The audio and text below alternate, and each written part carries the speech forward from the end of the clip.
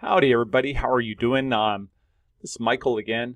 We're going to carry on with our course on machine learning, specifically geared towards subsurface applications, but it could be used, of course, in any spatial context. Let's talk about, well, we've already covered probability, the statistics, we've covered the other prerequisite of domain expertise around the subsurface, the data types, and so forth. We've talked about coding Python using fundamental machine learning methodologies and mainly handling data using pandas and NumPy packages in Python. So let's get into, we've talked a little bit about multivariate analysis. We're ready now to talk about feature selection. So we'll get into the curse of dimensionality in this lecture. Then I'll go ahead and have another lecture on feature selection and another lecture where we'll do hands-on with Python for feature selection. What's the motivation for feature selection? Why is it even a thing? Well, it turns out you build a better model when you carefully select the most informative set of predictor features to work with. If you have a good set of predictor features that have a nice clean relationship with the response feature, you're going to do much better than, as we'll show you, is if you throw in everything and the kitchen sink and just try to build a mass of features to work with. You'll not do as good a job. And you have a model that's more complicated, more likely to overfit, and so forth. I'll talk more about this. Let me not get ahead of myself here. Let's talk about the curse of dimensionality just to get things kicked off and give it some context. So one of the definitions of big data is that we have a wide variety of features to work with. We have what we'd call in geostats massively multivariate data sets. We have many different predictor and response features to work with. Traditional subsurface modeling has been basically bivariate. Often we'd work with some type of a geologic facies. They may be lithofacies, depofacies. There's a variety of definitions. And then within the facies context, there might even be multiple hierarchies to the facies. Depofacies with lithofacies within them. That happens. And then within the facies, you'll model the continuous rock properties, petrophysical properties like porosity. And then maybe you'll model the permeability constrained to the porosity.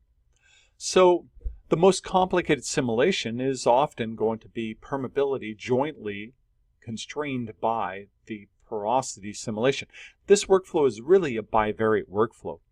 Now, at the same time, with new techniques and with new settings, we're driven to a much more multivariate life in the subsurface. And that's good. We're using more and more variables. And so if you look at unconventionals and whole earth models, they're driving us to use more variables. In the case of unconventionals, we're now considering a wide range of other geomechanical, petrophysical, geophysical parameters, all in an effort to try to understand these complicated subsurface settings. In whole earth modeling, we're in fact trying to model more than just the reservoir. We're modeling the overburden. We're trying to do that so we can once again close the loops.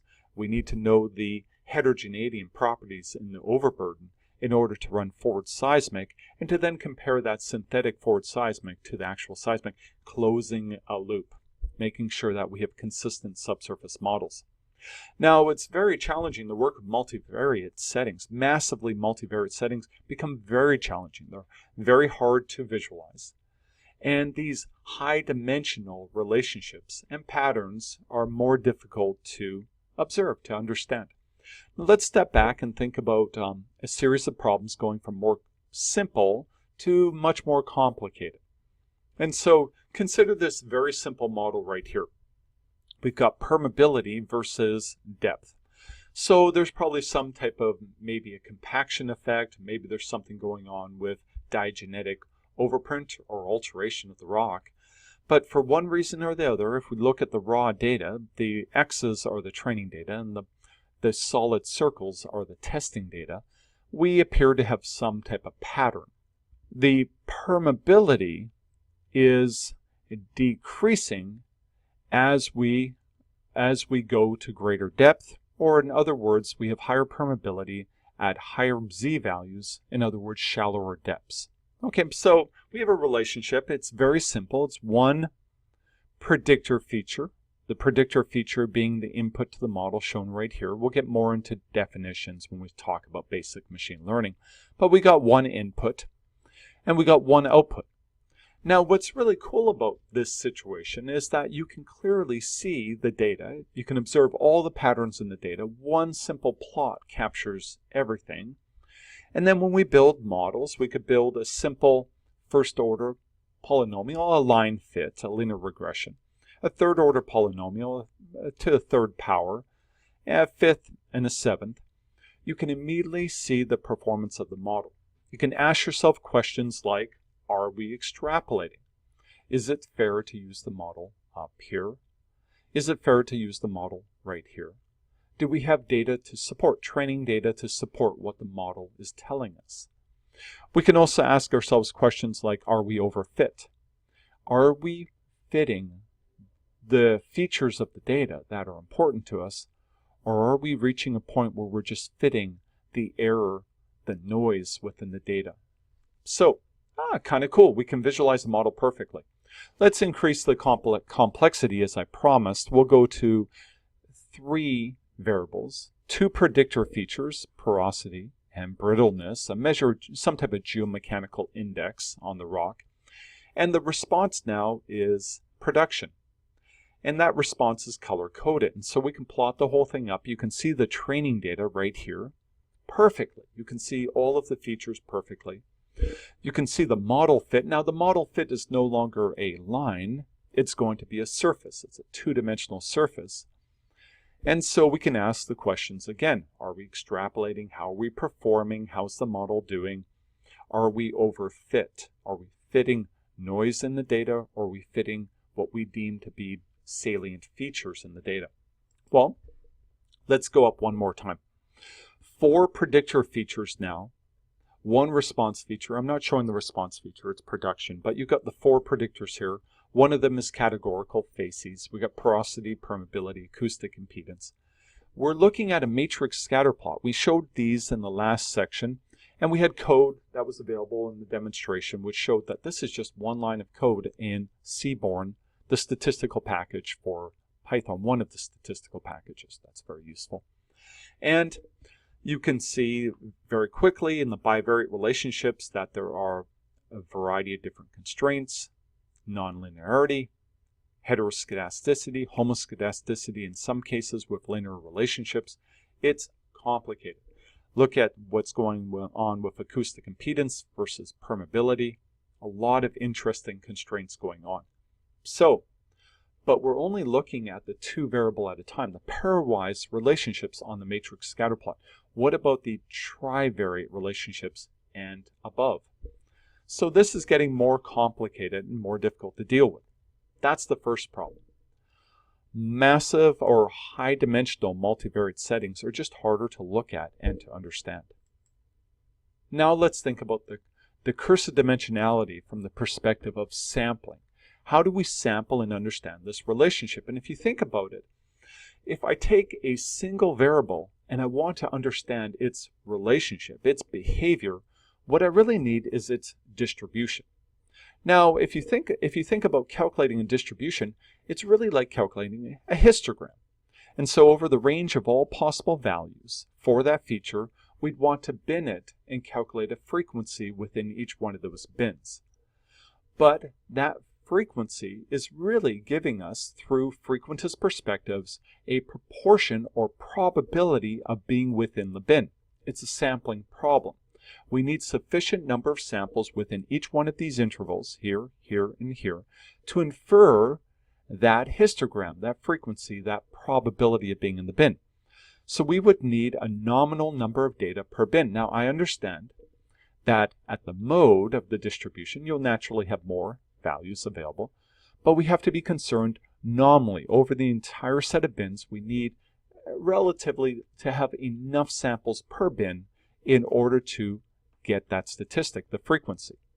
Now, so you could imagine if we were to do that, we would have 1, 2, 3, 4, 5, 6, 7, 8 bins you'd need a reasonable number of data per bin. Maybe that might be 10 data on average, so about 80 data in order to infer that distribution. That's a very general way to think about the problem of formulating a distribution by sampling. Now, the curse of dimensionality is that if we go to a two-dimensional problem, a problem for which we have values here and values here, plotting them against each other, we would have a scatter plot. And we now need to infer densities not within just 1, 2, 3, 8 bins, but 8 by 8 bins. We actually are dealing with 64 different boxes that we need to infer a frequency or calculate a frequency to infer a probability in order to formulate not just the PDF any longer, but basically a joint probability density function. So if we look at this problem, we'll realize very quickly that the number of data nominally that we need would be the number of data per bin that we think we need, around 10 or so, times the number of bins to the power of the dimensionality of the problem. So in this case now we have 8 bins by 2, that's 64 bins.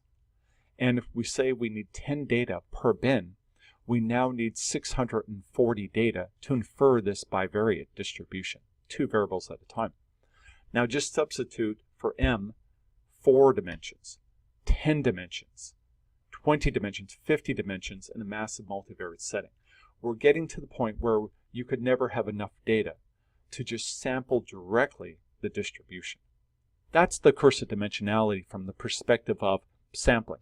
Now we've already covered the curse of dimensionality from the perspective of visualization. Now we've covered it from the perspective of sampling the required joint probabilities to understand our conditionals or marginals. Now let's talk about coverage.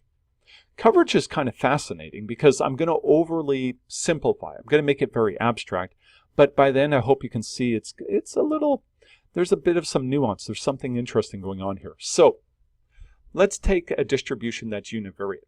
Now, what you'll find when you do sampling is often you don't really cover the entire distribution. The probability of sampling the absolute tails is actually dimensionally small, and so we may in fact only cover a proportion of the range of possible outcomes. Okay, so here we have an example where we have covered 80% of that range. So that's pretty good. That's not too bad. Now what happens when you go to higher dimension problems? And so what we'll see is if we add another feature and we're trying to understand this bivariate relationship between the two features, acoustic impedance and porosity in this case, we're actually trying to sample and understand this full range of possible outcomes.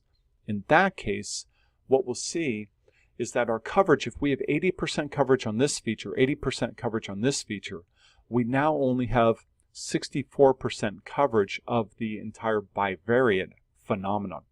So in general, we can say that we would expect that the coverage will be equal to the proportion covered in one dimension to the power of the dimensionality of the problem.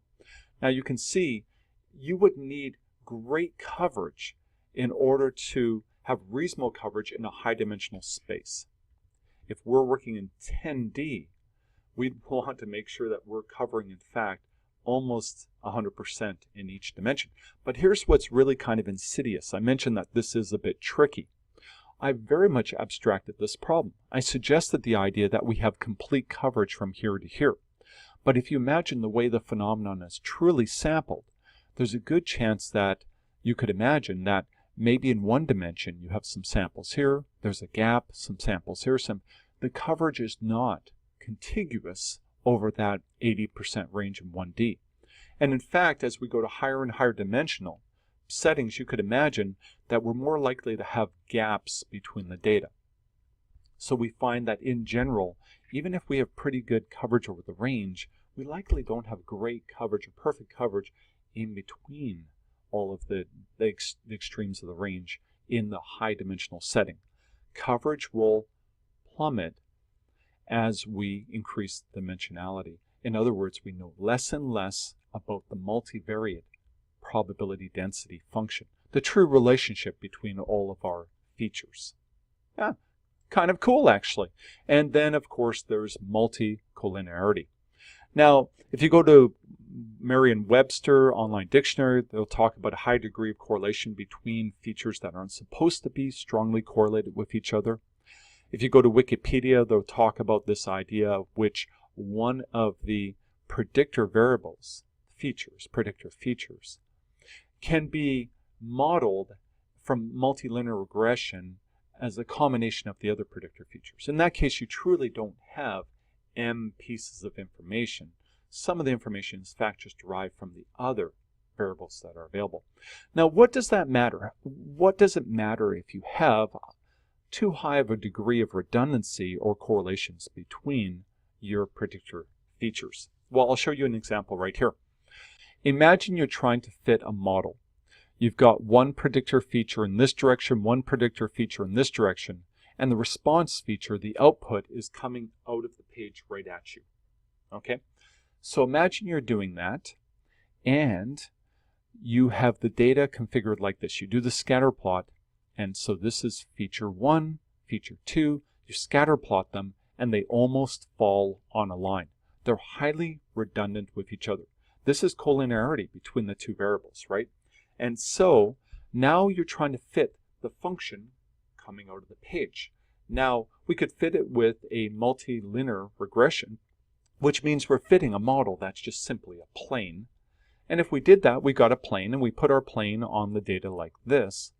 Now imagine with this configuration of the data, if I was to change one or two of those samples, I was just to take them out, add them, move them a little bit, just a little bit of changes in the training data, this plane would wobble a lot. It would just flap around. It would spin around and have very little stability. Later on, we'll get into discussions around that. We'll call that model variance.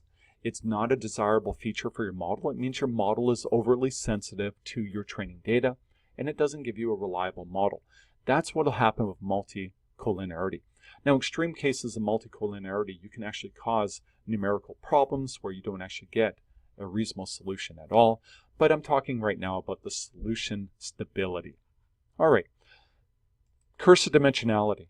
So, given all of that, visualization, the inference of statistics, the sampling of the phenomenon, and multicollinearity, we don't necessarily want to throw everything, including the kitchen sink, into our models. We want to work with the fewest, most informative features in order to build our model. Fewer features in model are simpler, faster, easier to visualize, less likely to be overfit.